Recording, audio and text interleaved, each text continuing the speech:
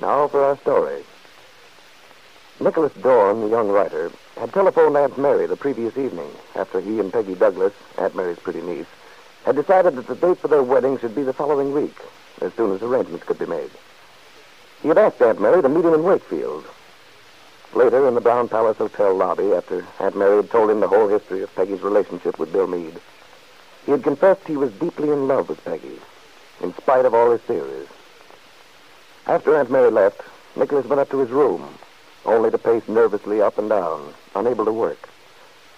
He thought of his first weeks in Wakefield, of how he'd met Peggy, how their friendship had developed, how finally he'd decided to remain in the little town, build a life there.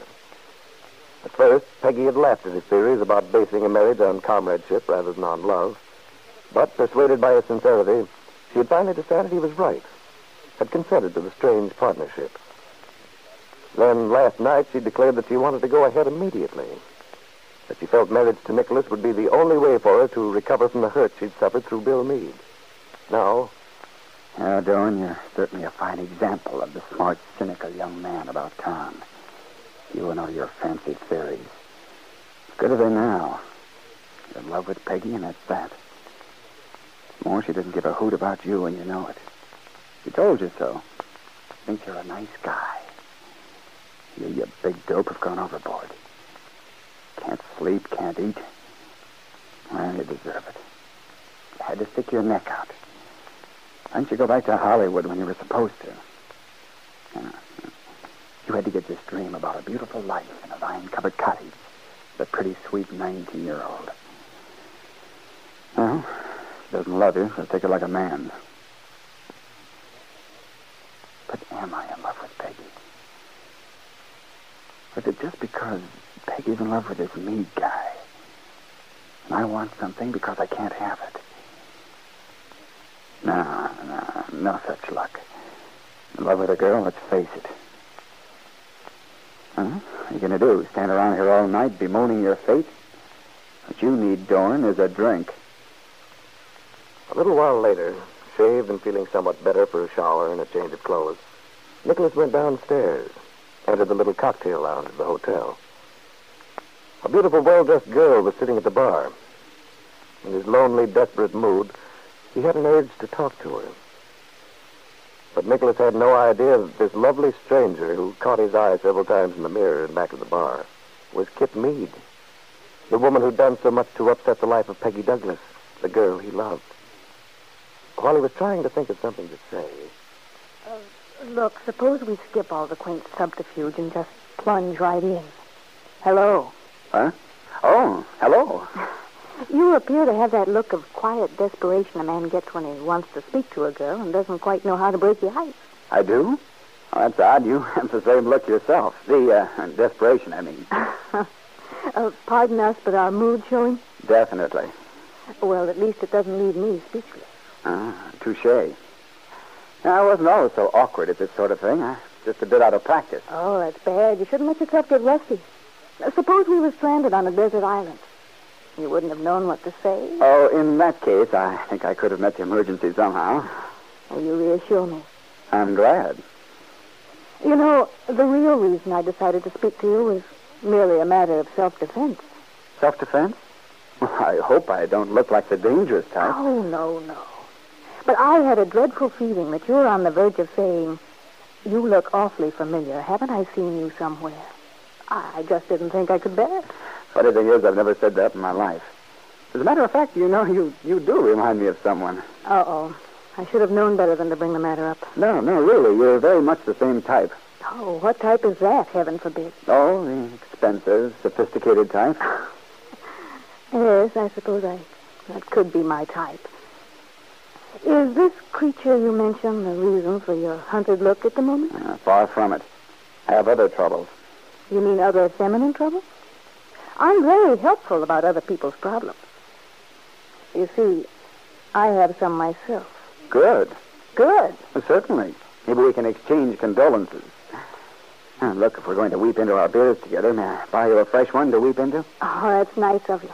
Under the circumstances, I accept. What'll it be?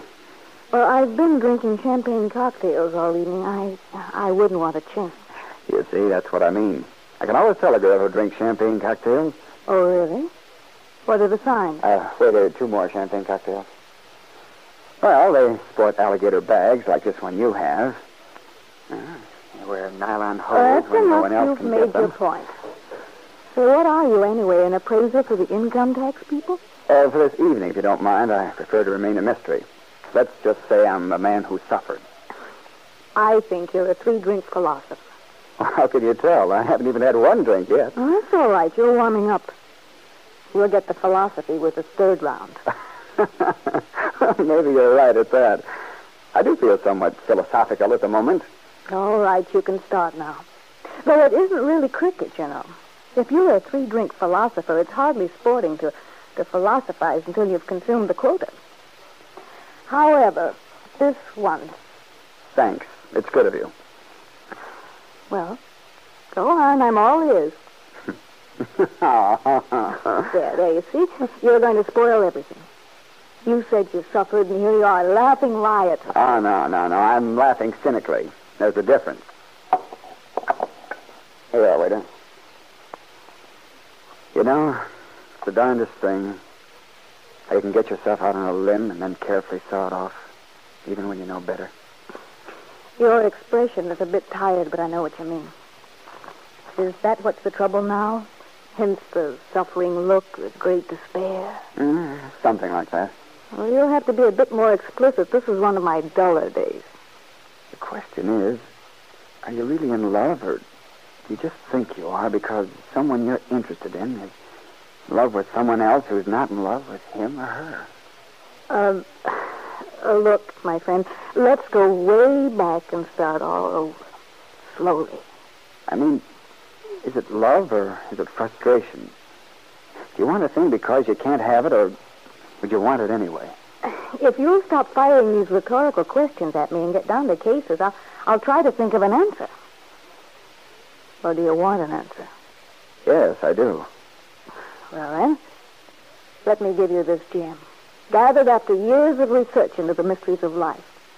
Don't beat your head against the old stone wall. Don't ever think you can make someone love you if that person's in love with someone else.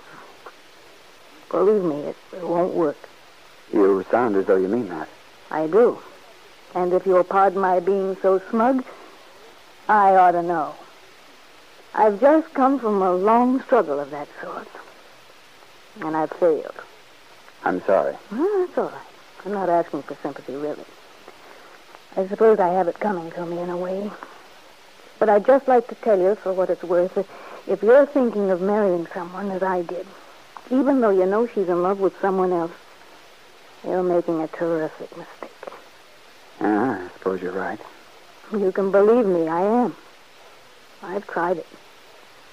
I did everything I could. But you can't fight a thing like that.